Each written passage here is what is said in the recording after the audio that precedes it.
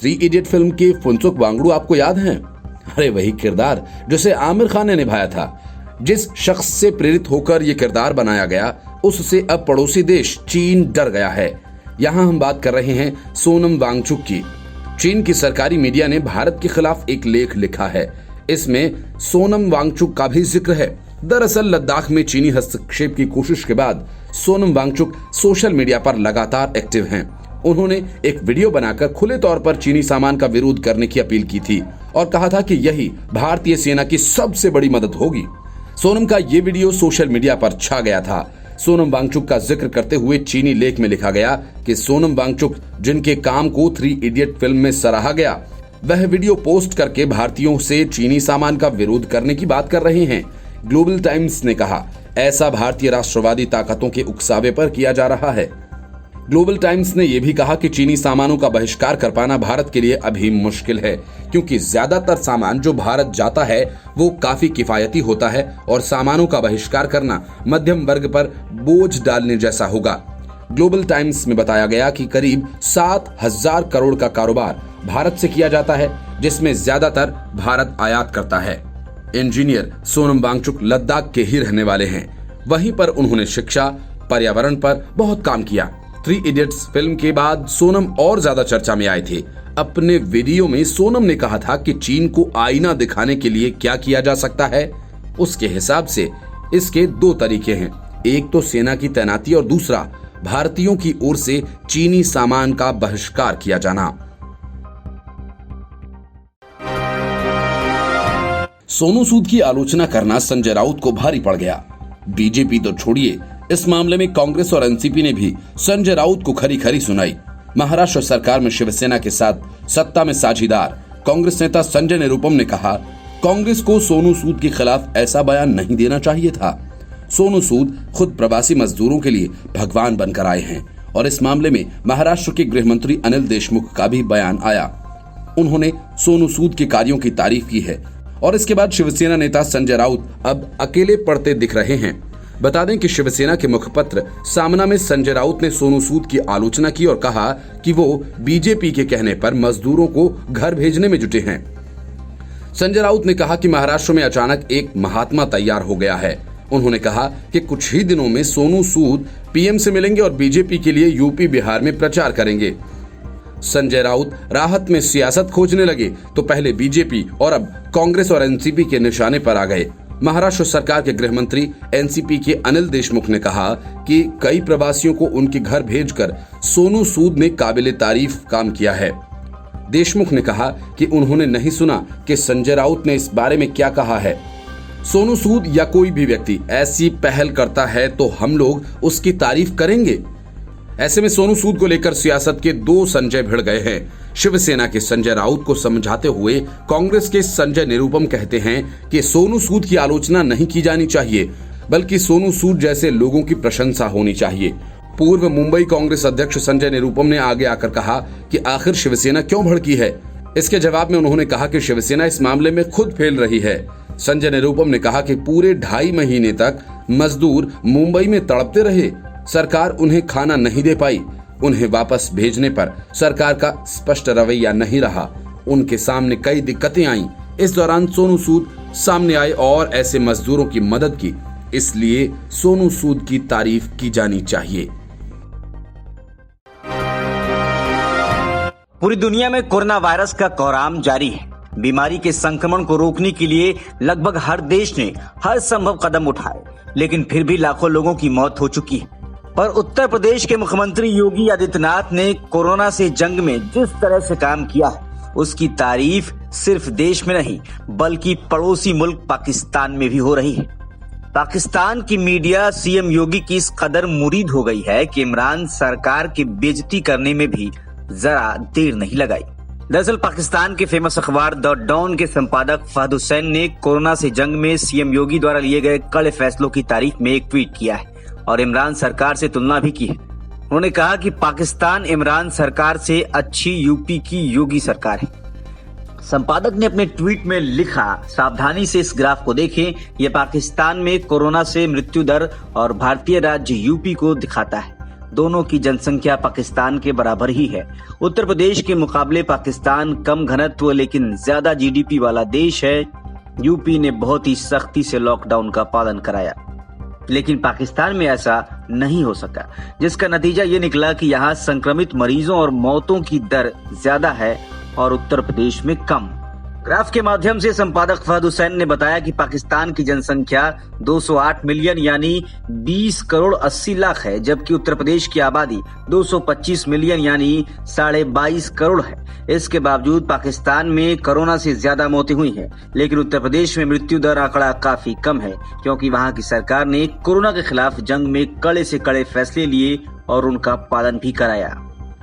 पाकिस्तानी अखबार के संपादक की इस ट्वीट के बाद ये बात साफ हो गई है कि भले ही कोरोना वायरस के खिलाफ लड़ाई में उत्तर प्रदेश को लेकर देश में सियासत हो रही हो, गांधी वाड्रा कांग्रेस प्रवासी मजदूरों के ऊपर ओछी राजनीति कर रही हो, लेकिन मुख्यमंत्री योगी आदित्यनाथ के कामों की पड़ोसी मुल्क पाकिस्तान की मीडिया मुरीद हो गई है।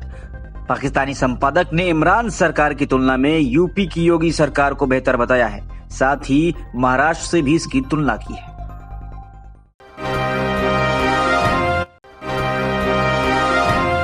विधायकों के ताबड़तोड़ इस्तीफे से लूटी पिटी कांग्रेस अब भी इस बात का दावा कर रही है कि वो 2 सीटें जीत लेगी, लेकिन इसके लिए उसे 1 वोट की दरकार है। आखिरकार 1 वोट आएगा कहां से? कांग्रेस इस बारे में कुछ बताने को तैयार नहीं। गुजरात कांग्रेस के इंचार्ज राजीव ने बताया कि हमें दूसरी सीट निकालने के लिए सिर्फ 1 वोट की जरूरत है। हम नंबर पर चर्चा नहीं करेंगे क्योंकि ये हमारी रणनीति का हिस्सा है।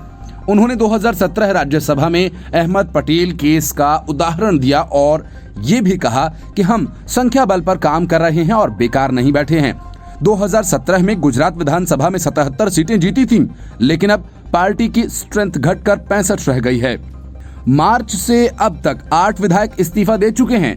राज्यसभा चुनाव होने तक कांग्रेस ने अपने बाकी विधायकों को अंबाजी, वडोदरा और राजकोट भेज दिया। कांग्रेस ने शक्ति सिंह गोहिल और भरत सिंह सोलंकी को राज्यसभा के चुनाव के लिए उम्मीदवार के रूप में उतारा है। पहली वरीयता के आधार पर गोहिल को वोट मिलेंगे, लेकिन दूसरी सीट के लिए कांग्रेस की राह कठिन हो गई है क्योंकि बीजेपी ने नरहरि अमीन को मैदान में उतारा है। दूसरी सीट के लिए कांग्रेस की सारी रणनीति अब भरत सिंह सोलंकी की पैंतरेबाजी और उनके पिता माधव सिंह सोलंकी की अच्छी छवि पर निर्भर करती है, जो पूर्व सीएम भी हैं। शुरुआत में कांग्रेस ने राजीव शुक्ला को उतारा था, लेकिन फिर राज्य कांग्रेस के विरोध के चलते उन्होंने अपना नाम वापस ले लिया था। इसके बाद पार्टी ने सोलंकी को उतारा।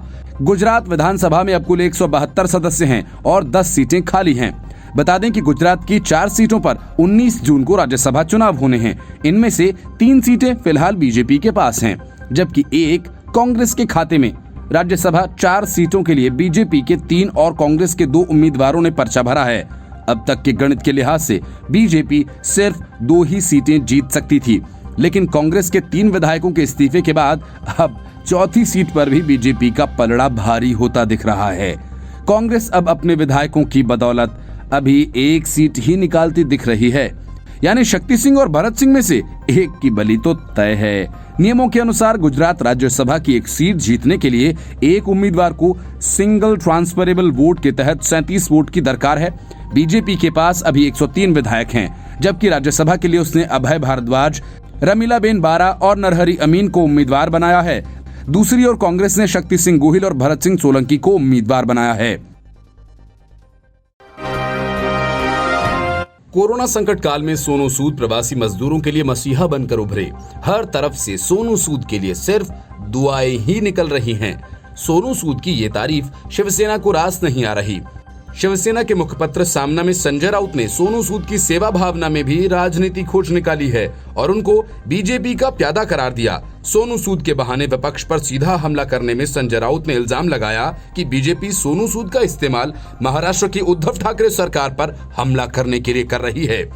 क्या सोनू सूद महाराष्ट्र की राजनीति का शिकार हो रहे हैं या फिर उनके पास सेवा कार्य के पीछे राजनीतिक वजह ही है? शिवसेना के मुखपत्र सामना में संजय राउत ने अपने कॉलम रोक टोक में एक्टर सोनू सूद की समाज सेवा पर तरह तरह के सवाल उठाए। जब संजय राउत ने सवालों और आरोपों के माध्यम से ये साबित करने की कोशिश की कि सोनू सूद जो कुछ भी कर रही हैं, उसके पीछे बीजेपी का हाथ है। संजय राउत को बीजेपी पर हमला करने का अधिकार है, लेकिन जिस अंदाज में सोनू सूद के बहाने उन्होंने ऐसा किया, उससे तो उद्धव ठाकरे की बची कुची छवि का ही कबाड़ा हो गया। लेकिन सवाल ये है कि संजय राउत ने जो लिखा, क्या वो अपनी मर्जी से लिखा या फिर किसी दूसरे के कहने से? क्योंकि सामना में जो कुछ भी लिखा है वो संजय राउत के मन की बात तो नहीं मानी जा सकती। और वैसे भी वो शेरो शायरी वाला कोई लहजा नहीं है। ऐसी शेरो शायरी और मन की बात के लिए संजय राउत के पास उनका अपना ट्विटर अकाउंट है ही। संजय राउत सामना के एग्जीक्यूटिव एडिटर जरूर हैं, लेकिन संपादक उद्धव ठाकरे की पत्नी रश्मि ठाकरे हैं। मुख्यमंत्री बनने से पहले ठाकरे ही सामना के संपादक हुआ करते थे। ऐसे में संजय राउत के ये सब अपने मन से करने का स्कोप तो लगता नहीं है। लेकिन संजय राउत ने जिस तरीके से सोनू सूद के काम पर अंगुली उठाई है, वो उद्धव ठाकरे की राजनीति का स्टाइल लगता नहीं। शिवसेना की पुरानी स्टाइल हो सकती है। गैर मराठी तबका शुरू से ही शिवसेना के लिए महत्वपूर्ण रहा है। उसके विरोध से ही तो शिवसेना की राजनीति भी चमकती रही है। लेकिन उद्धव ठाकरे इस मामले में संयम और धैर्य का प्रदर्शन करते हैं। ऐसे पैमाने में सोनू सूद भी बाहरी हो जाते हैं। संजय राउत ने एक और महत्वपूर्ण बात कही है, जल्द ही वो प्रधानमंत्री नरेंद्र मोदी से भी मुलाकात करेंगे और सेलिब्रिटी मैनेजर बन जाएंगे। सवाल है कि मुसीबत में फंसे प्रवासी मजदूरों की मदद कर रहे सोनू सूद को टारगेट कर संजय राउत का राजनीतिक मकसद क्या हो सकता है? ये तो साफ है कि सोनू सूद की तारीफ में उद्धव ठाकरे के काम फीके नजर आ रहे हैं। सवाल तो उठेगा ही कि जब सोनू सूद को ही करना पड़ रहा है तो उद्धव ठाकरे की सरकार क्या कर रही है? और ऐसा भी नहीं है कि उद्धव ठाकरे की सरकार ने कोरोना वायरस के संक्रमण पर काबू पा लिया हो। अब भी महाराष्ट्र पूरे देश में संक्रमण के मामले में नंबर 1 बना हुआ है। ऐसा भी कोई संकेत नहीं मिल सका है जिससे उम्मीद की जा सके कि सरकार सब कुछ जल्द ही काबू कर लेगी। हो सकता है कि सोनू सूद पर हमला बोलने से शिवसेना के समर्थकों पर कोई असर न पड़े, क्योंकि वैसे भी मदद तो गैर मराठी प्रवासी मजदूरों को ही हो रही है। लेकिन क्या इससे उद्धव ठाकरे की छवि पर असर नहीं पड़ेगा? बेशक, जो कुछ भी शिवसेना सरकार के खिलाफ जाएगा, फायदा बीजेपी को ही मिलेगा। 28 मार्च 2006 को बिहार विधानसभा के संयुक्त अधिवेशन को संबोधित करते हुए पूर्व राष्ट्रपति डॉक्टर एपीजे अब्दुल कलाम ने नालंदा विश्वविद्यालय की स्थापना करने का विचार सामने रखा था।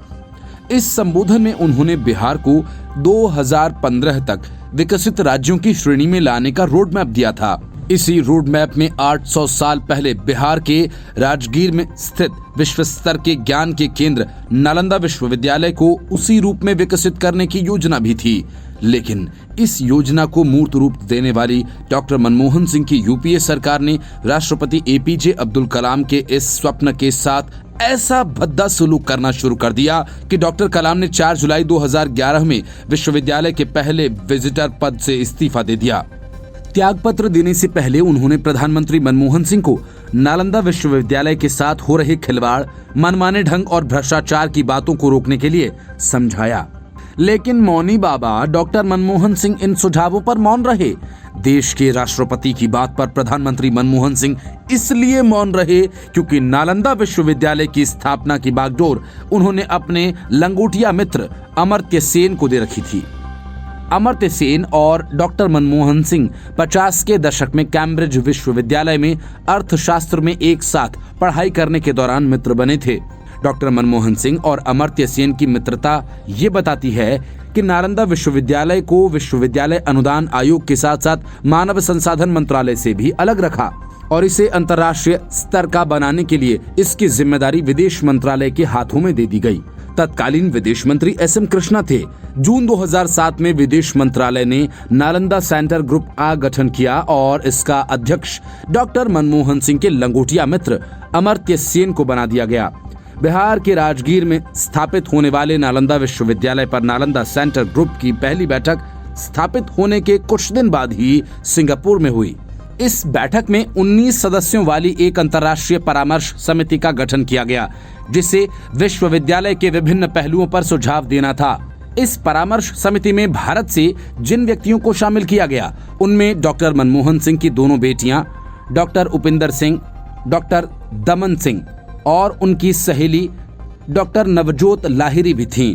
अमर्त्य सेन को नालंदा विश्वविद्यालय के लिए धन की कोई कमी नहीं आने दी गई और उनके हर निर्णय को मानना सरकार के लिए आदेश के समान था। अमर्त्य सेन नालंदा विश्वविद्यालय को अपने घर की योजना समझने लगे थे। इसके बारे में उनके द्वारा किए गए किसी भी निर्णय पर सरकार कोई सवाल नहीं कर सकती थी। अमर्त्य सेन की अध्यक्षता वाले मेंटोर ग्रुप को विदेश मंत्रालय को 9 महीनों के अंदर अपने सुझाव देने थे, लेकिन 2010 तक इस ग्रुप ने कोई सुझाव नहीं दिया।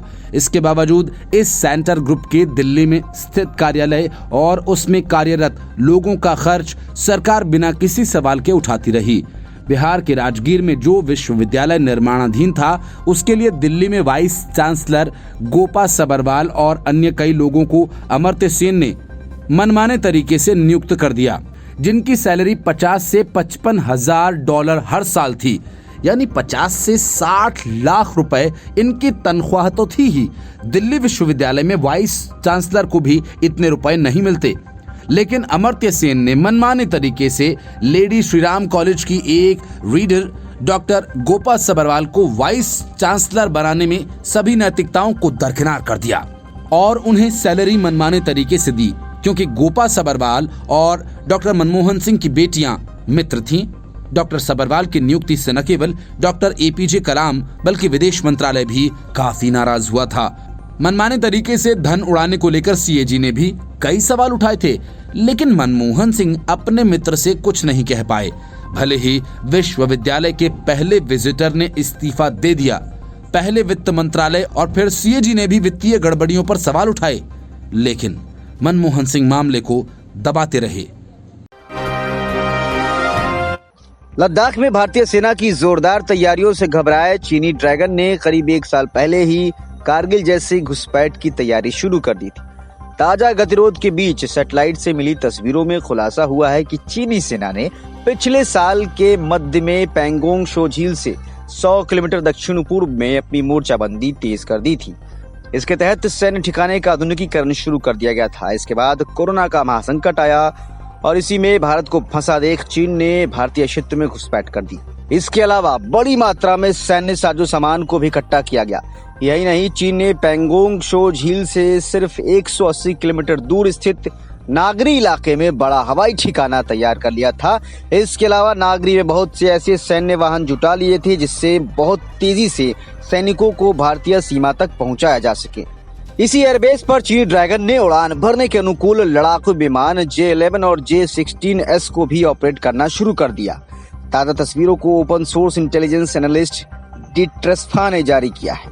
इन सैटेलाइट तस्वीरों से खुलासा हुआ है कि चीन ने नागरी गुंसा एयरबेस पर लड़ाकू विमानों के परिचालन को तेज कर दिया है। इतना ही नहीं, हाल के दिनों में यहाँ कई ट्रांसपोर्ट विमानों की लैंडिंग भी हुई।